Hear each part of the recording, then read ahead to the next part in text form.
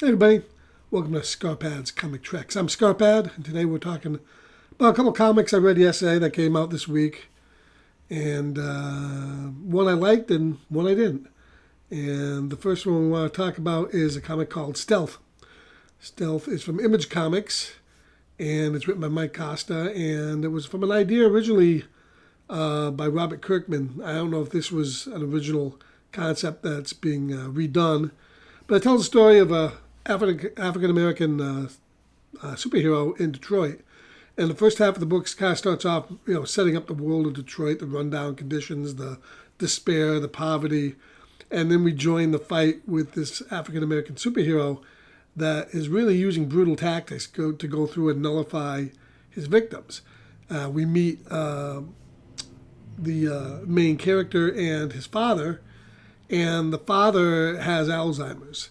And throughout the book, it's peppered in there. The son is taking care of the father. He has a job at a newspaper. He's threatened with being fired, and all this is going on while he's trying to battle his father's worsening Alzheimer's. And we see Stealth, the main character, really, meting out brutal justice to all the criminals in Detroit. I mean, going way above the brutality level.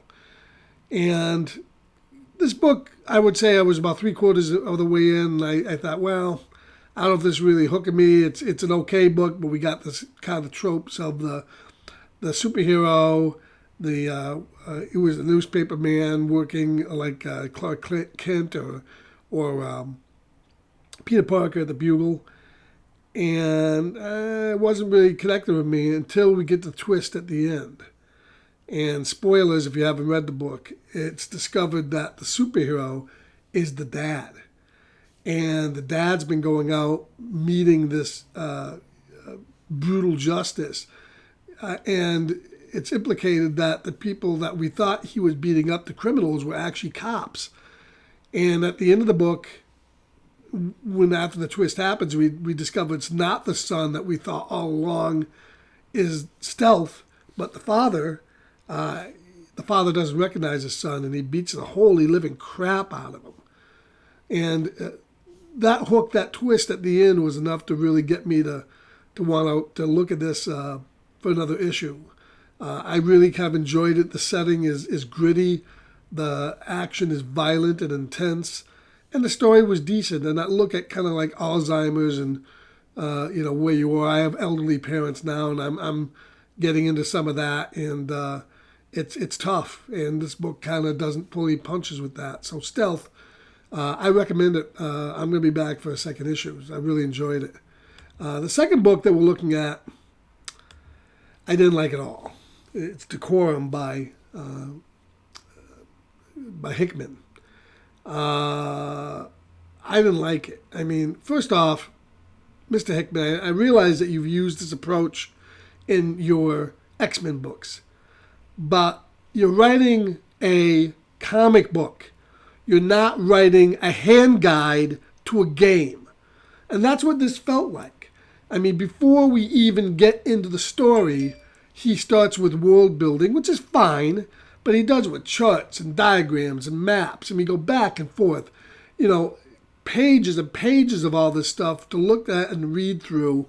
That really makes it feel like you're reading a game manual. This isn't Dungeons and Dragons. This isn't, your normal card game that has a rule book. This is a comic book with characters. I also felt the artwork was not good at all. It looks like a third grader drew this, to be quite honest with you. So the artwork doesn't complement the story, which is further hampered by pages and pages of diagrams and maps. And this excuse for Hickman all the time comes up, well, he sets the stage, he builds the world. But, you can do that through your story. You can do that through your characters. You can do that through normal comic book storytelling. And I found it very difficult to read. I found the artwork atrocious and the whole setup like a handbook. So I couldn't even get through most of the book. I read about, I would say 60% of it, and I just gave up. So I didn't like Decorum at all. I still don't understand where the story was even going by what he was doing. I was very disappointed in this book, and even his work with the X-Men. He seemed to take a lot of that like world building stuff and he put it at the end of the book. And you still had dialogue, you still had characters driving the story, and that's not the case here. So I didn't care for I won't be back for issue 2, but I will be back for issue 2 of Stealth. I thought that was a very good book, and hopefully that'll continue the themes that we see here. Whether it's going to be the son or the father remains to be seen. Who's going to be Stealth in the end? But I liked one book and the other one, no. Line your birdcage with it. So this is Scott Bad, a little mini review of 2 books that came out this week.